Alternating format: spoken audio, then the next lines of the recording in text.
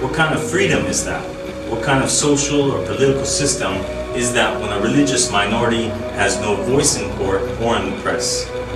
He has nothing on his side other than what the lying media gives him. My brothers and sisters, we have to put a stop to this.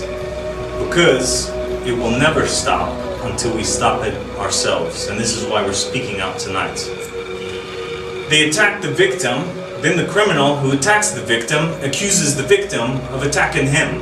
This is Egyptian justice. This is Egyptian democracy. And for those of you who are familiar with it, you know that Egyptian democracy is hypocrisy.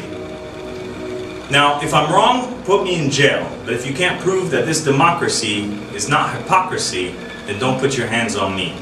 And how much more hypocrisy is it that Egyptians are allowed to fly to Germany and America and Britain and Trinidad and Spain and France and Sweden and Pakistan and all over the world and set up Sunni and Salafi and Wahhabi mosques and centers and spread their beliefs on the street freely.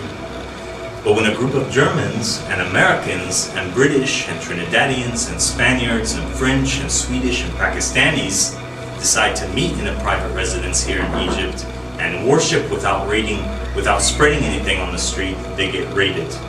I've said it and I say it again. If you want us out of your country, Egypt, then get your Egyptians out of ours. Get your Egyptians out of America. Get your Egyptians out of Germany.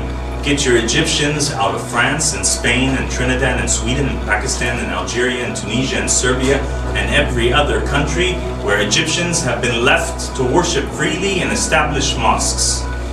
Give those Sunni mosques there to us. Give those Sunni mosques there to us. If you don't want us here, we'll fly back there. Give those mosques to us that belong to the Egyptians over there. And we will worship as foreign Muslims in our own lands the way that we see fit, under the leadership of the Imam of the time, Ahmed al-Hassan alayhi salam, without fear of someone coming in to attack us or the media lying to slander us. And your Egyptians can go home or can come home and worship here with you. This is your country, fine. But that is our country. And if we can't be here, then by God, they shouldn't be allowed to be there. If the so-called Shia in Egypt were truly Egyptian citizens, we wouldn't have a sectarian problem. If the Egyptian constitution was authentic, we wouldn't have a sectarian problem. If the Egyptian journalists and media were authentic, we would not have a sectarian problem. If the new and free Egypt was authentic, we would not have a sectarian problem. But you have to see that all of this is hypocrisy. These Wahhabi leaders are running around telling the Egyptian media that everything is all right, that they got everything under control, that everything Ahmed al-Hassan alayhi salam teaches is false.